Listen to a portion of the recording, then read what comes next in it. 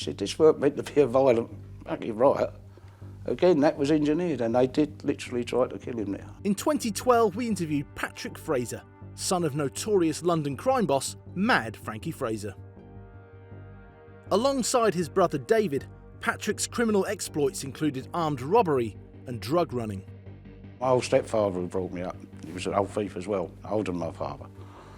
And he was telling me, he said people used to think they were hypocrites, because he was at it during the war. He said, but then you'll get some people that people hated and despised, they pray for the bombs to come. They'd be praying, oh, come on, bomb tonight, so they could go out and be despicable. Growing up in Brixton, South London, Patrick stayed relatively straight until he got involved in his father's business. As I say, really, we moved up to Brixton and my life became totally different to David and Frank's. You know, I was a straight fella till I was 18, 19, till I got married. Then you had to go get some money. And then I got corrupted. But no, actually, so till I started going back down to our old area again when I was a bit older. And then started mixing with people that I knew at school, that I hadn't seen for years and that, and relations, and then sort of got involved. But a lot after David and Frank. As the son of a notorious British gangster, Patrick would regularly be surrounded by children whose parents had similar professions. It wouldn't be the East End. If you was from Walworth, you'd have rows with people from Bermondsey. When you're younger, it's always that sort of thing, you know. But as I say, either as you got older, it sort of did. Good people, no matter where they're from. Or people from Peckham, you know, so it's more what they say postcode gangs, we're them then when we was kids, you know. But the East End, well, I didn't really venture over there too much, actually, till when I was older. But I've worked with people from East London. The only thing I remember when my dad about we getting in trouble was when I was at school and he got the 7 over jack spot. And the teacher remarked on it. Another kid jumped up and went, yeah, that's Fraser's dad. Which didn't please me too much. Well, no, just, well, I did get a bit angry, yeah. But as I say, it's the sort of first time I knew about the old man being in the nick and everything else, so. As I say, I was a lot younger than David and Frank, so. And then we moved out the area. But they kept staying down the area, but I didn't. I stayed up at Brixton. And my mother's told me lots of stories from my father, but nice ones as well, you know, even though they were divorced and that. She said he was the most generous man you've ever known in your life. She said, but he was a bastard when he was skint. She said he was a, you know, none of us really had any money anyway. Obviously not as bad as my father, but, you know, you've got to bear in mind he had his father working and his mother.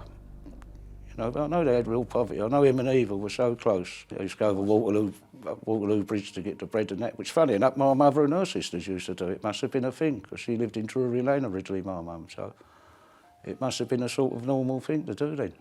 Patrick's aunt, Eva Fraser, was a member of the notorious 40 Thieves shoplifting gang, which operated within South London. I didn't know the shoplifting with Eva, but I used to see my Aunt Eva every weekend. I used to go down and see her, only because she used to give me a couple of quid, you know, like pocket money.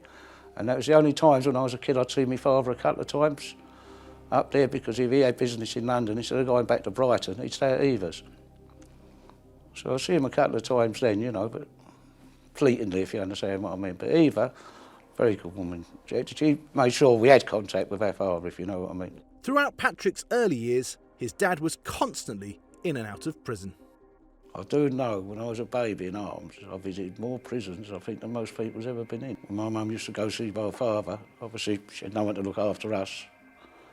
So I'd be a baby in arms, and with my father, when his mother died, I think he was in Norwich, and they come and told him. He more or less fucked him off. You know, said, oh, I don't care, which he did. He was upset, but he told me when they used to take me to see him in prison. He said, you know, oh, there's no way in the world could I give in to them and see me upset or apply to go to the funeral. So as I say, but you do have to, when you're in jail, you have to switch off. You have to switch off from your family, your children and that. If you don't, you'll go insane. I've seen it with my father, please believe me. We used to call it the war dance. My Frank and my Jimmy, I think the Indian blood in him. When he was losing his temper, like a couple of occasions happened when he first come home. My brother Frank was telling me I was still away. But his popularity, when he came home, they had a couple of benefit things for him. I think they got about £300,000. You know, Billy Hill singing in, Albert Dime singing in, other people that have become straight businessmen now that he was involved with.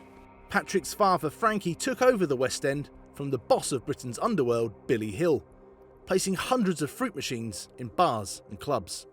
So if you had a cafe and you had one of their machines in, You cut the money up evenly, as they do now. But the fact that you had one of my dad's and Eddie's machines in there meant that no one's going to come in there and cause you any trouble.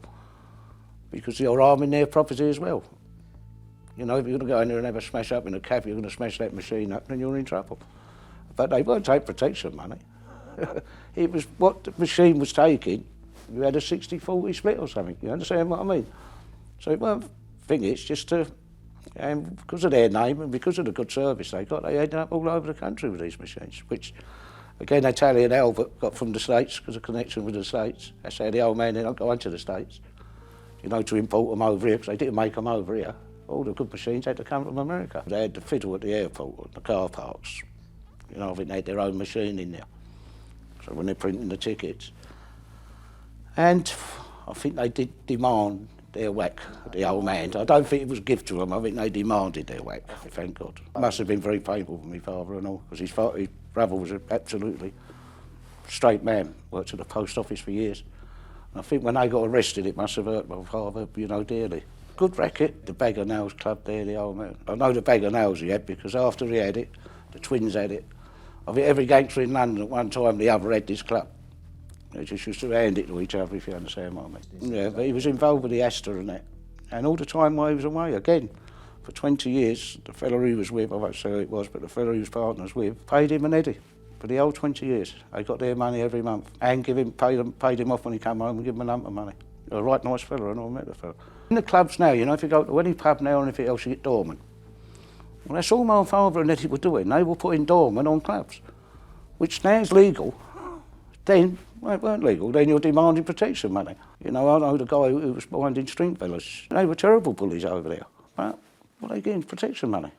You know, that's all the old man. They had a contract, we're looking after this club. You pay us that. And they stopped the thingy. What they were doing just afterwards become legal, which is legal now, you know. All the porn merchants in the West End, what was his name, Humphreys and that, they wanted my father out, because my father cut Humphreys years ago. He done him right across there, the old man, and Jimmy Essex done him and that. And all the people in that porn game were notorious grasses. Bernie Silver, and I think they wanted the old man that he had. Even though the old man and that wouldn't have nothing to do with the porn. So I asked him once, he went, well, he said, we wouldn't have that before, that's the thing. He said, if I'd known now, if I'd known then what I know now, I would have took it with both hands, you know. But, you know, that weren't their thing, you know, like working women or anything like that, no. Frankie Fraser was one of the men found guilty of attacking Billy Hill's former crime partner, Jack Spott. It was all right him going round cutting people, bashing people up. But what happened with Italian Albert, you see Italian Albert at the races one day. And someone was half taking the piss out of him, Albert. My father said he was a nice man, Albert. He took no notice of it. You see that Jack Spott, I thought, well, I can hurt him. Put myself a bit higher. Well, he come unstuck. Because he took the knife off him, Albert, and cut him. The old man said to me, he said, well, that's when they decided he's got to go. He was a grass for years. He was working for the police for years. But once he got hurt, then he's a tumble. He can't go back because he ain't got the nerve to go back. Because if you get hurt, then you go back. He tried to cut Italian Albert because he thought Italian Albert was weak. Well, he come unstuck, Italian Albert took the tool off him, cut him. But both got not guilties. And then it was decided, well, we ain't having no more Spot. You know, I don't think he was a well-liked man anyway. I don't think my father ever liked him anyway. He never liked his wife and he never liked him.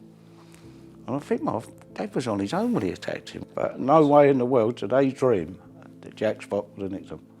Otherwise, he would have gone about it a different way. What he said to me, my dad, he said, I would have run up open-faced and done him. They would have waited on him and...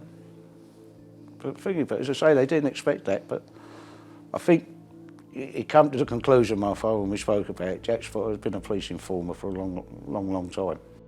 Patrick had a number of stints in prison, but it was nothing compared to his dad, who spent 42 years behind bars. I still find it amazing. When I see my father the first time in years, in Wandsworth, in the block in Wandsworth, I've just got 11 years. And I open this cell door, and I'm expecting a great big lump of a man.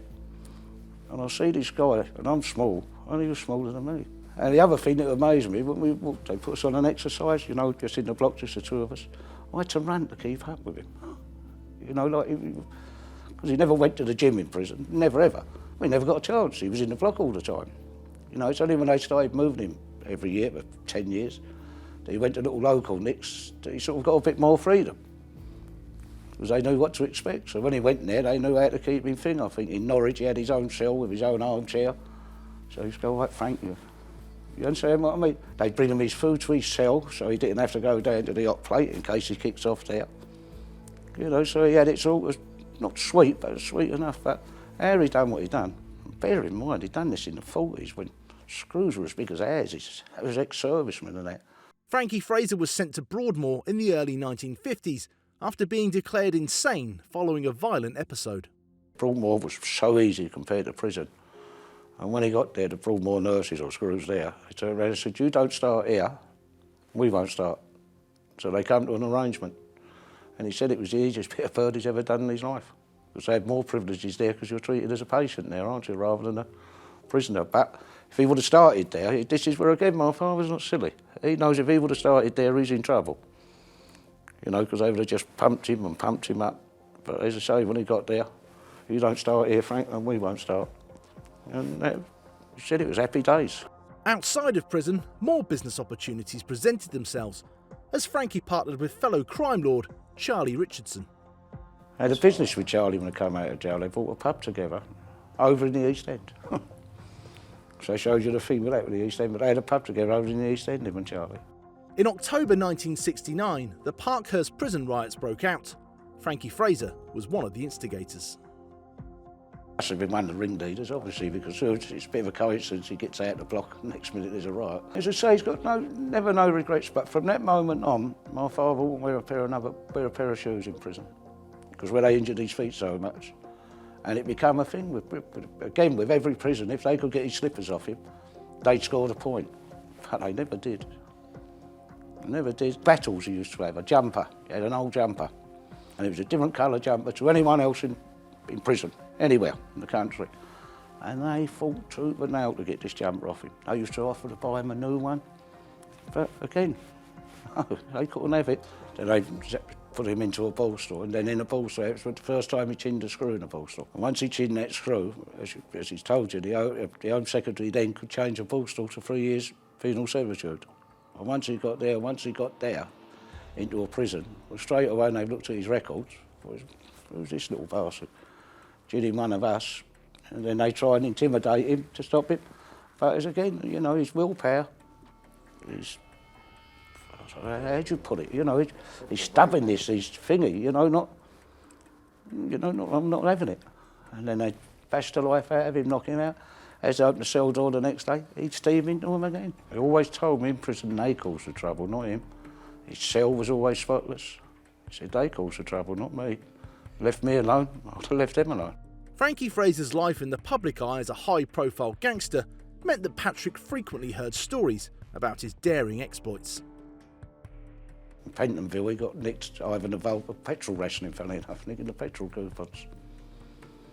But the story, my father went in Parkhurst riot. There's a story there. An old friend of ours, Jimmy Robbo, he's dead now. Well, poor old Jim got 21 years PD, which meant you only got a fifth remission, or 24 years. They cut us to a straight 21. My father gets to Parkhurst, he's in the block. So Jim had been at Parkhurst a while, was quite established, he sort of like weren't a troublemaker, Jim. So he goes to the governor and went, look, he let Frank up, out the block. So I don't know about that, Robson. He went, well, come on, he'll be all right, I'll guarantee he'll be all right. About 3 weeks later, the riot goes off. So when the governor see Robson again, he went, much obliged to you, Robson. He said, this weren't meant to be a violent fucking riot. Again, that was engineered, and they did literally try to kill him there. They broke both his legs. It was terrible. The nearest, I think, in all the jail years he was away, to coming to kill him. And if it weren't for Aunt Eva, they would have killed him. Eva kept him alive, because she made sure there was publicity. She pestered him. Through his father's gang ties, Patrick was introduced to the older brother of the infamous Kray twins, Charlie. My dad's a bit older than the twins. He used to go back to their house after the pub shut and that, was out to eat. And that's how he knew the twins. But my father was doing the 7 and that. The twins were very good to my father. They used to take my Aunt Eva up to see him. Because Eva used to say to my dad, Frank, I don't know if there's something wrong with him. They keep washing their hands and everything else. Eva half smelt, which a woman would. But they were very, very good to my father. And when the old man came home, of course they dearly wanted my dad to join them. But he stayed where he's loyal. He's our South London. But as I say, they dearly wanted it, and the twins were very, very good to Eva, to my father, you know, when he was in prison, running her up on visits, making sure she had money, making sure my father had money and that. Later in his life, Patrick was also introduced by his father to co-leader of the firm, Ronnie Kray. When we come out to this restaurant today, and we was talking about Ronnie Kray, he said, I never guessed that he was homosexual. I said, never in a million years would you have guessed it. I said, what was he like, Dad, really? He went, as it happens, he said, he was a nice fella. You know, now he's talking to me now, but he said, actually, he was a nice fella. He said, but you'd never have guessed he was gay. Many years ago when he was out, there was two women in South London, and they were aunts of this young girl who had a baby. And she weren't capable of bringing the baby up, so these aunts had the baby. Anyway, Reggie Kray's mate, I can't think of the guy's name, he was in the army with them. This fella was right close to them. The birds moved in with him and with his baby. So the two aunts went to my dad and went, look, Frank, would you get her back for us? So he goes and sees Reg and went, look, Fred, the baby's got to come back. So I went, all right, Frank, all right, I agree with that. But don't belt him, Frank. You know, the fella's got it. He went, no, I won't. So they got the kid back, the fella said so, so they belted the life out of him, the old man. So they were that, you know, close, they could, because as I say, the twins were very good to Eva and my father when he was away. Upon his release from prison in 1989, Frankie Fraser published books and talked on stage about his life. He went from being infamous to famous. It's a face all around the country, but you still get people, if you go along Walworth Road or say, old girls or old boys, you know, still remember him as a kid and that. I'd say they do. 7 decades of crime. You know, as you say, he knows everyone.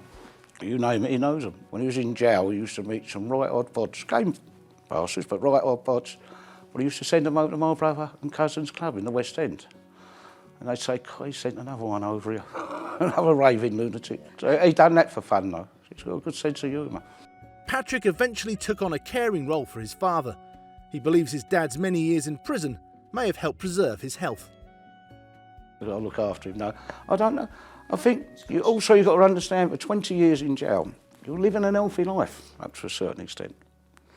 You're not smoking, you didn't smoke, your diet's regular, you're having early nights, you know, so your life's like it's suspended. Done it other ways then, it's a bucket of shit over their head and things like that. But you stop thinking then, he said, because I know then if I chin them now, they can take me to an outside court, because they couldn't do no more than they took all his remission. He said, and then give me another 2 stretch or another 3 stretch. He said, no, I would have never got out. It would have just carried on and on. He knew what he was doing. He's not unintelligent, you know, far from it. He's very well read, my father. I think he's read all the Dickens, all the books, Radio 4. You know, it's him who told me any questions. He's like the government listening post. They say they gauge public opinion and that. Very, very informed, you know, even for being in jail. I think he's very happy with his life at the moment, my father. You know, he's settled. Getting older now, he's getting more sentimental, more a large family around him. I think 13 great grandchildren. Really talk about it, to be honest with you. I have larks with him and go, yeah, you're getting old now, but I don't think he sees it. Sometimes he say, oh, well, you know, you've got to understand I'm getting old now, but not too often. We had a fella from Germany and his wife come over to see my father. His wife was a lawyer, and this fella, I think he'd done a 2 stretch or something, and he's talking about his father. So I said through his wife who was interrogated, my dad was, you know, choked when Hitler surrendered. He went, so my father. His father was a thief on the German side during the war. Yeah, he's got a bit of ego, a bit of vainness, my dad as well, so yeah. Despite spending 42 years of his life in prison, Frankie Fraser had no regrets over his criminal activities. I've asked him this question a million times about the 20 years and that. Would you ever change it, Dad? Would you go back? No. Other than getting caught, obviously, but no. So no, I wouldn't have done my life any other way. Frankie Fraser passed away on the 26th of November 2014. He was 90 years old. We hope you enjoyed this interview with Patrick Fraser, son of the legendary Mad Frankie Fraser.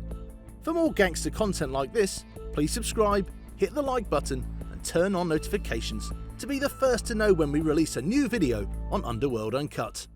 We'll see you next time.